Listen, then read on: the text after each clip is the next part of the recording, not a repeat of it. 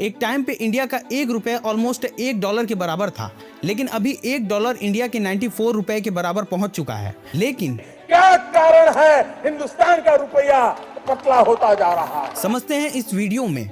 मान लो $1 ₹80 का है। इंडिया एक साल में ओवरऑल इंपोर्ट करता है $100 बिलियन की और एक्सपोर्ट करता है $70 बिलियन की। तो ये 100 और 70 के बीच में जो $30 बिलियन का गैप बन रहा है उसे ट्रेड डिफिसिट कहते हैं। मतलब $30 बिलियन शॉर्टेज है इंपोर्ट करने के लिए।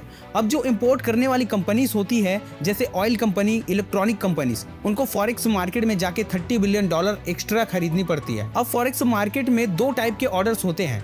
पहला लिमिट ऑर्डर, इसमें बायर और सेलर लिमिट लगा देते हैं कि मुझे $1 ₹80 में ही खरीदनी है या $1 ₹80 में ही बेचना है। दूसरा होता है मार्केट ऑर्डर, बायर और सेलर जो करेंट रेट चल रहा है $1 की, उसी रेट में खरीदने या बेचने के लिए रेडी रहता है। अब मान लो बायर ए कहता है कि मैं $80 में डॉलर खरीदूंगा और बायर बी कहता है कि मैं $82 $1 का दे सकता हूं क्योंकि मुझे अर्जेंट नीड है डॉलर की। अब सेलर ए कहता है कि मैं अपना $1 ₹83 में बेचूंगा और सेलर बी कहता है कि मैं $1 ₹82 में ही बेच दूंगा। अब बायर बी ₹82 में खरीदने के लिए रेडी है और सेलर बी ₹82 में बेचने के लिए रेडी है। तो इस तरीके से डील क्लोज होता है और मार्केट में $1 ₹82 का हो गया। जब भी मार्केट में बायर ज्यादा होता है और हाई प्राइस देने को रेडी होता है तो रेट इंक्रीज होता है, और जब मार्केट में सेलर ज्यादा होता है और बायर कम होता है तो रेट ड्रॉप होता है। इंडिया के 5 साल का डाटा देखे तो इंडिया को हर साल व्यापार में घाटा ही होता है। फाइनेंशियल ईयर 24-25 में